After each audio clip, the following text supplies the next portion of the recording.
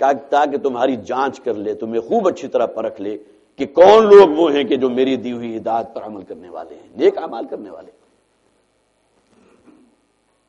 وما خلقت الجن والانس الا لیعبدون. یہ سوال پیدا ہوتا ہے انسانوں کو کیوں پیدا کیا گیا؟ وہی بات جو میں نے بالکل آغاز میں کہی تھی کہ ہم اپنی آزاد مرضی سے تو اس دنیا میں نہیں آئے. انسان کو اس دنیا میں بھیجنے کا ایک مقصد ہے، اور سورہ ذاریات میں اس کو واضح کر دیا گیا وما خلقت الجن والانس الا لیعبدون. نون کے نیچے زیر ہے، نی ہے اصل میں یہ، لیکن چونکہ آیت ختم ہو گئی لیعبدون ہم کہیں گے، آگے اگر ملا کر پڑھیں گے لیعبدون.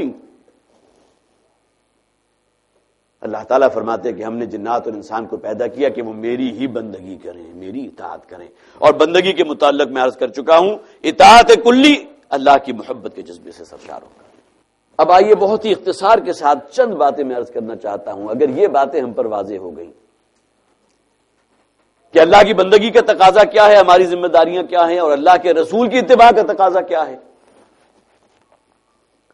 تو میں چاہوں گا کہ ہمارا جو دینی فرائض کا ایک تصور جو قرآن ہمیں دیتا ہے، دیکھیے اس بات کو اپنے ذہن میں رکھیے، نماز، روزہ، حج اور زکوٰۃ.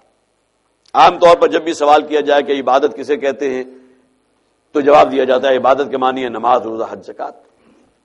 قرآن حکیم میں ان ارکان اسلام کے لیے کہیں عبادت کا لفظ استعمال ہی نہیں ہوا. عبادت تو نکلا ہے عبد سے، عبد غلام کو کہتے ہیں، اور غلام کلیتاً اپنے آقا کے حکم کے تابع ہوتا ہے، اس میں تو کوئی اختلاف نہیں نا.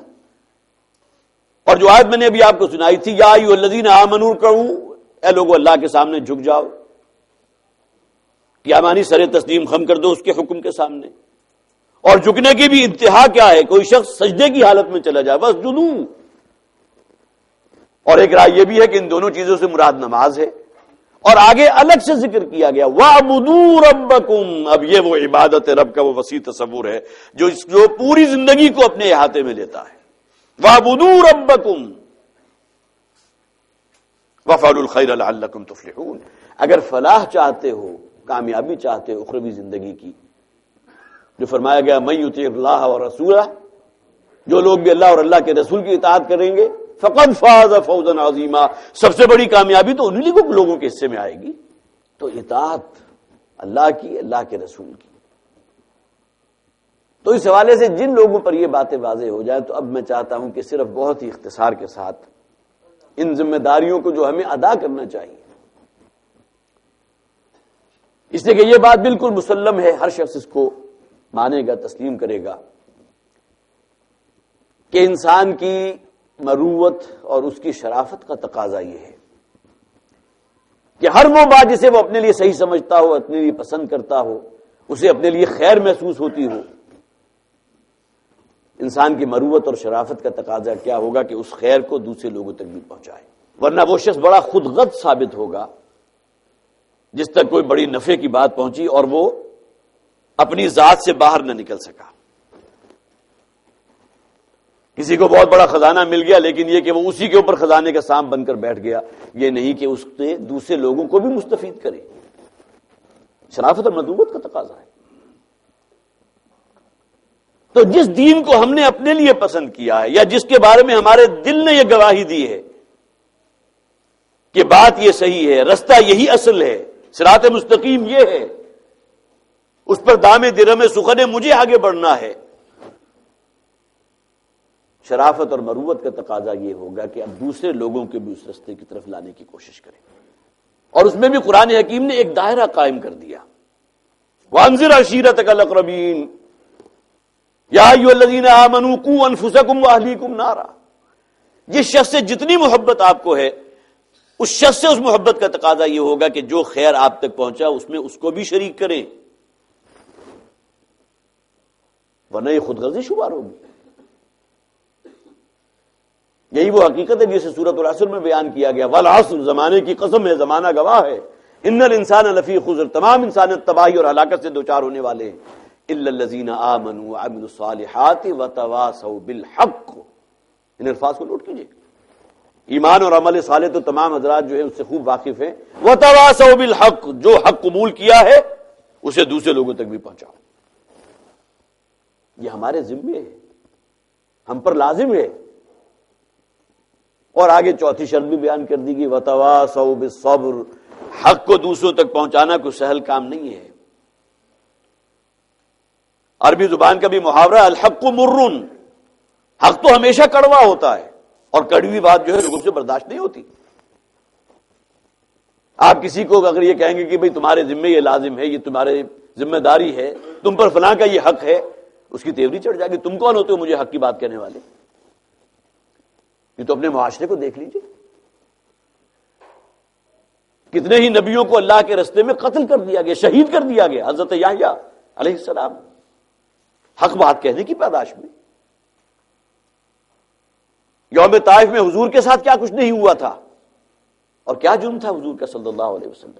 اتقتلون رجلا ان یقول ربی اللہ، کیا تم ایک شخص کی جان کے درپے اسے قتل کرنا چاہتے ہو صرف اس بنیاد پر کہ وہ کہتا ہے میرا رب ایک ہے، اللہ ہے؟ حضرت بلال کا کیا جرم تھا؟ یہ تمام صحابہ کرام ہیں رضوان اللہ تعالی علیہم اجمعین، ان کے ساتھ جو پرسیکیوشن ہوا، جو تشدد ہوا، جو تعظیم روا کی گئی، اس کے علاوہ تو کوئی جرم ان کا نہیں تھا۔ تو حق بات کو کبھی بھی آسان پیٹوں برداشت نہیں کیا جاتا، لہذا ساتھ ہی تواصوا بالحق کے ساتھ تواصوا بالصبر، اس کڑی کو بھی جوڑ دیا گیا۔ اب تمہیں صبر سے کام لینا ہوگا، جھیلنا ہوگا، برداشت کرنا ہوگا، خون کے گھونٹ پینے ہوں گے۔ غزوہ احد کے موقع پر یہی دینی جد و جہد کی مختلف فیسز تھی نا۔ ایک نظریے کی بنیاد پر نظریہ توحید تھا، جس کی بنیاد پر لوگ جمع ہوئے، انہیں منظم کیا ہے، ان کی تربیت کی ہے، انہیں ایک نظم کا خوگر بنایا ہے، اور اس کے بعد یہ گویا کہ حق کا کوڑا تھا کہ جو باطل کی پیٹھ پر برسا ہے۔ غزوہ بدر ہو، غزوہ احد ہو، غزوہ بدر کی تو وہ مثال ہے کہ جو شاید تاریخ انسانی چشم فلک نے کبھی وہ کیفیت دیکھی نہ ہو۔ 313 بالکل نہتے، گنتی کی چند تلواریں، اور مقابلہ 1000 کیل کانٹے سے لیس لشکر جرار، اپنے آپ کو لشکر جرار سمجھتے تھے وہ۔ اور جب مسلمانوں کی اس بے سر و سامانی کی کیفیت کو دیکھا تو اب تو گویا کہ انہیں یقین ہو گیا کہ اب تو ہم کامیاب ہو کر رہیں گے، فتح ہمارا مقدر ہوگی۔ لیکن اس دن کو قرآن بھی کہتا ہے یوم الفرقان، وہ دن وہ تھا جس دن اللہ نے حق و باطل کو ممیز کر دیا کہ کون حق پر ہے اور کون باطل پر ہے۔ لیکن غزوہ احد کے موقع پر نبی اکرم صلی اللہ علیہ وسلم کا اپنا چہرہ مبارک خون سے رنگین ہوا۔ میں نے عرض کیا تھا کہ صحابہ کرام نے اپنے جسموں کو ڈھال بنایا حضور کی حفاظت کے لیے، لیکن اس کے باوجود کوئی ایک کاری وار جو ہے آپ کے رخسار پر پڑا ہے، رخسار کی ہڈی جو ہے وہ فریکچر ہوئی ہے، اور خون کا فوارہ بہ نکلا ہے، آپ بے ہوش ہو گئے ہیں۔ یہ تمام صعوبتیں خود نبی اکرم صلی اللہ علیہ وسلم نے برداشت کی۔ آپ کی نگاہوں کے سامنے حضرت حمزہ رضی اللہ تعالیٰ عنہ کی جو لاش لائی گئی ہے، مسلح کیا ہوا، اور جتنی کچھ محبت حضرت حمزہ سے حضور کو تھی اس کا آپ تصور نہیں کر سکتے۔ چچا بھتیجے کا رشتہ، حضرت حمزہ رشتے میں حضور کے چچا ہیں۔ پھر یہ کہ ہم عمر ہے، جیسا کہ عام طور پر ہوتا ہے، بعض اوقات ماموں جو ہے وہ بھانجے سے کم عمر کا ہوتا ہے، ہمارے یہاں خاندان میں ہوتا ہے، ہم عمر ہیں۔ پھر یہ کہ بچپن کے کھیلے ہوئے ساتھی ہیں، جس طرح آپ حضرات کو بھی تجربہ ہوگا، بچپن کے کسی دوست سے آپ کی ملاقات ہو جائے تو جو محبت کی چاشنی اور رنگ اس میں نظر آئے گا۔ حضرت حمزہ سے تین رشتے، اور حضرت حمزہ رضی اللہ تعالی عنہ، ان کا جسد خاکی جب سامنے آیا ہے تو آپ کا پیٹ چاک کیا ہوا تھا، انتڑیاں نکلی ہوئی تھی، کلیجہ جو ہے وہ چبایا ہوا تھا، اور نبی اکرم صلی اللہ علیہ وسلم کے اپنے سینہ مبارک میں بہت حساس دل تھا۔ اپنے دلوں پر اس کو قیاس نہ کیجیے، ہمارے دل تو بڑے سخت ہو چکے۔ غزوہ احد کے موقع پر 70 صحابہ کرام کی شہادتیں ہوئی ہیں۔ اس دین کا وہ پروسیس ایسا نہیں ہوا کہ ٹھنڈے پیٹوں اور ٹھنڈی چھاؤں میں یہ تمام انقلاب کے مراحل طے ہو گئے ہوں۔ ٹھیک ہے، مکی دور کی اپنی صعوبتیں تھیں، مدنی دور میں یہ دن بھی دیکھنے ہوئے۔ تو 70 صحابہ کرام کی جب جسد خاکی پہنچے ہیں مدینہ، چھوٹی سی بستی، کوئی گھرانہ ایسا نہیں تھا کہ جہاں آہو بکا کی فضا نہ ہو رہی ہو۔ تو اسی جذبات کی کیفیت میں نبی اکرم صلی اللہ علیہ وسلم کی زبان سے بھی الفاظ نکل گئے، اما حمزہ فلا بواکی لہ، کہ ہائے آج حمزہ کے لیے تو کوئی رونے والی بھی نہیں ہے، اس لیے کہ حضرت حمزہ تو اپنے تمام اعزاء و اقارب کو چھوڑ آئے تھے مکہ، مہاجر تو وہاں سے نکلے تھے تو بھیڑیوں کے سپرد کر کے اپنے تمام لوگوں کو یہاں مدینہ پہنچے تھے، جبکہ مدینہ کے رہنے والوں کے اپنے آوان و انصار تھے، اپنے ساتھی تھے، اپنے رشتہ دار تھے، مہاجرین کے ساتھ تو یہ معاملہ نہیں تھا، اما حمزہ فلا بواکی لہ۔ تو اس دین حق کی گواہی دیتے ہوئے ان لوگوں کے ساتھ کیا کچھ نہیں ہوا، خود نبی اکرم صلی اللہ علیہ وسلم کو کیسی کیسی تکالیف برداشت نہیں کرنی پڑی، پھر کہیں جا کر یہ دین غالب ہوا ہے۔ تو میں عرض کر رہا تھا تواصی بالحق، یہ حق کا فریضہ جسے قرآن کہتا ہے شہادت علی الناس، لوگوں پر اس دین حق کی گواہی دے دینا۔ اور میں نے عرض کیا تھا کہ اس کا تعلق اصل میں اس شرافت و مروت کے ساتھ ہے کہ جس دین کو، جس رستے کو اپنے لیے منتخب کیا ہے، اگر واقعتاً دل گواہی دیتا کہ یہ بات صحیح ہے، یہ رستہ صحیح ہے، یہ مجھے میری منزل تک پہنچا دے گا، تو اس کا نتیجہ لازماً نکلے گا کہ انسان اپنی اولاد، اپنے اعزاء و اقارب، اپنی بیوی بچے، جس سے جتنی محبت ہے، حضور نے فرمایا الاقرب فالاقرب، جو تم سے جتنا زیادہ قریب ہے اسی نسبت سے ذمہ داریاں تمہارے کاندھوں پر اس کے لیے۔ اسی فریضے کی ادائیگی کے لیے قرآن حکیم میں امر بالمعروف نہی عن المنکر کی اصطلاح ہے،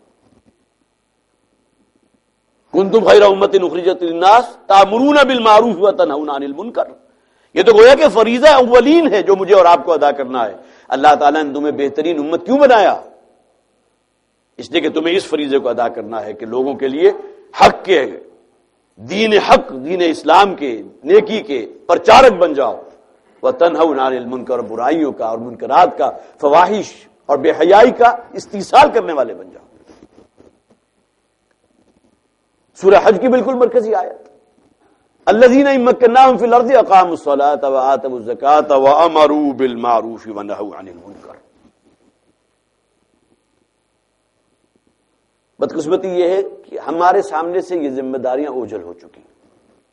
وہ جو علامہ اقبال نے کہا کہ مست رکھو ذکر و فکر صبح گاہی میں اسے، اور پختہ تر کر دو مزاج خانقاہی میں اسے، کہ انسان جو ہے صرف وہ چند مراسم عبودیت ہی کا پابند ہو، باقی یہ بات کو جس کا قرآن میں بارہا ذکر موجود ہے، الذین ان مکناہم فی الارض اقاموا الصلاۃ، جس کا آیت کا میں حوالہ دے رہا تھا، جن لوگوں کو اللہ تعالیٰ اس زمین میں تمکن عطا فرماتا ہے وہ نماز کے نظام کو قائم کرتے ہیں، زکوٰۃ کے نظام کو قائم کرتے ہیں، وَأَمَرُوا بِالْمَعْرُوفِ وَنَهُوا عَنِ الْمُنكَرِ، نماز اور زکوٰۃ جیسی اہم چیزوں کے فوراً بعد ذکر کیا گیا، نیکی کے علمبردار بن کر کھڑے ہوتے ہیں، نیکی کے پرچارک اور برائی اور بدی کا استئصال کرنے والے۔ یہ دوسری ذمہ داری ہے جو ہم میں سے ہر شخص کے کاندھے پر عائد ہوتی ہے۔ اسی کے لیے دعوت بھی ہے، اسی کے لیے تبلیغ بھی ہے، اسی کو احقاق حق بھی کہیں گے، حق کا واضح کر دینا، تواصی بالحق بھی کہیں گے، امر بالمعروف نہی عن المنکر بھی کہیں گے۔ ورنہ یہ کہ انفرادی عبادات کا جو تصور ہے اس کے بارے میں میں خاص طور پر ایک حدیث آپ کو سنانا چاہتا ہوں، ممکن بعض حضرات نے سنی ہو،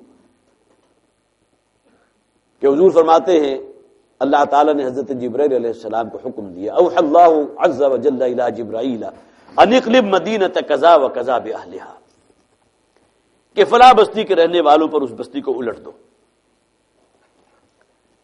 گویا کہ اللہ تعالیٰ کی طرف سے حضرت جبرائیل علیہ السلام کو حکم ہو گیا عذاب خداوندی نازل ہوگا اس بستی پر، اس لیے کہ غیرت دینی اور حمیت حق جو ہے وہ القا ہو چکی۔ یہ چیزیں بڑی سلولی ڈیولپ ہوتی ہے، جسے ہم سلو پوائزننگ کہتے ہیں نا، آہستہ آہستہ انسان جو ہے بالکل آخری انتہا تک پہنچ جاتا ہے کہ پھر پوائنٹ آف نو ریٹرن ہے، اب واپس نہیں آئے گا۔ جس طرح بے حیائی اور جو عریانی، اس کا آغاز کیا ہوا تھا؟ پردہ ختم ہوا، دوپٹے پر اکتفا، پھر دوپٹہ نیچے اترا، پھر دوپٹے نے ایک بل کھائی ہوئی رسی کی شکل اختیار کر لی، اس کے بعد وہ رسی بھی غائب ہو گئی، پھر آدھی آستینیں آ گئی، پھر سلیو لیس آ گئے، اور اس کے بعد خالصتاً مغربی تہذیب کا جو ایک ننگی تہذیب ہے، کون سا مسلمان ملک ہے کہ جو اس سے آزاد ہو؟ یہ بڑا سلو پروسیس ہوتا ہے۔ اسی طرح اس بستی کے رہنے والوں کا جو غیرت حق نکلی تھی، حمیت دین جو ان سے انکا ہوئی تھی، تو سلولی ہوئی ہوگی. تو اللہ تعالیٰ نے حکم دیا حضرت جبرائیل کو کہ فلاں بستی کو اس کے رہنے والوں پر الٹ دو.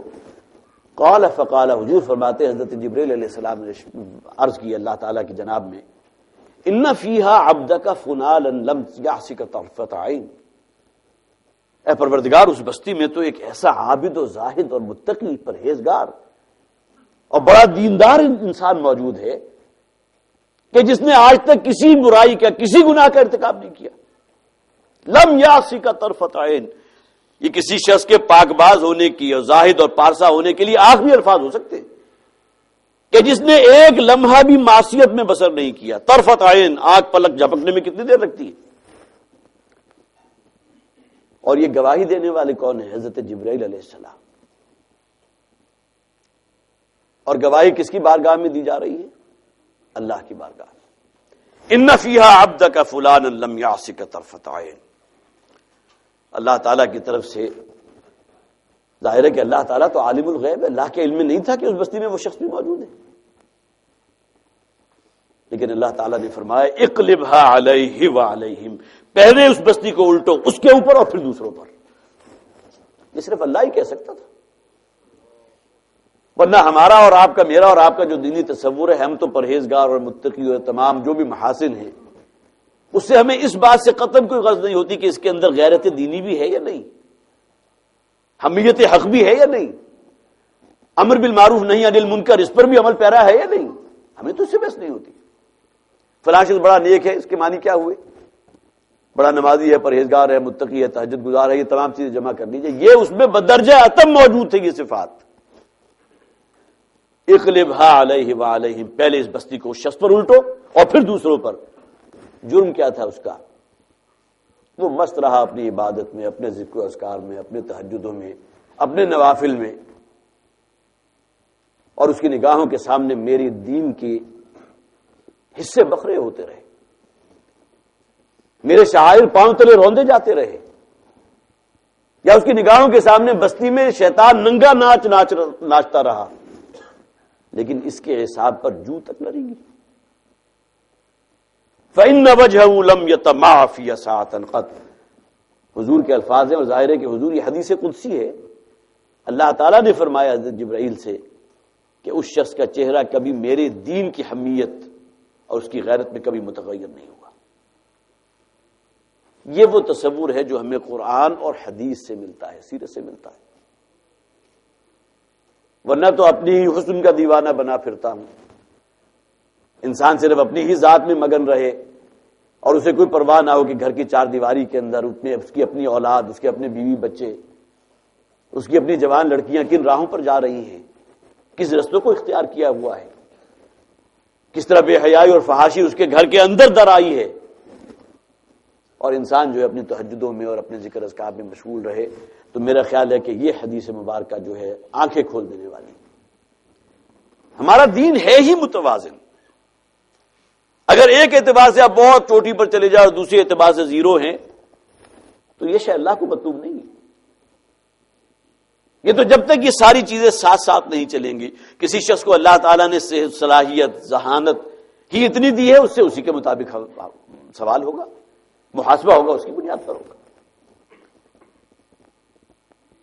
اب آئیے تیسری ذمہ داری، اور وہ اہم ترین بھی ہے اور مشکل ترین بھی. کوئی شخص اپنی ذات میں بھی اللہ کا مطیع فرمان ہو سکتا ہے، نبی اکرم صلی اللہ علیہ وسلم کے اتباع کے مظاہر ان پر بھی پوری طرح کاربند ہے. پھر یہ کہ امر بالمعروف نہی عن المنکر بھی اپنے دائرہ کار کے اندر ان احکامات کو بھی بجا لا رہا ہے. قوا انفسکم واہلیکم نارا، ان ہدایات پر بھی عمل کر رہا ہے. لیکن اس سے آگے بڑھ کر بھی ایک تقاضا ہے کہ اللہ کا دین، اللہ کا نظام، اللہ کی شریعت مغلوب ہونے کے لیے نہیں آئی تھی. یہ اپنا غلبہ چاہتا ہے. الارض للہ والحکم للہ، یہ زمین اللہ کی ہے اور اس پر اللہ ہی کا حکم بالا ہونا چاہیے. اگر یہ نہ ہوتا تو نبی اکرم صلی اللہ علیہ وسلم کا چہرہ مبارک کبھی خون سے رنگین نہ ہوتا. آپ لگے رہتے دعوت و تبلیغ میں کہ جب لوگوں کی اتنی بڑی تعداد اپنے آپ کو اللہ کے احکامات کے تابع کر لے گی تو خود بخود انقلاب آ جائے گا. اس کا امکان تھا؟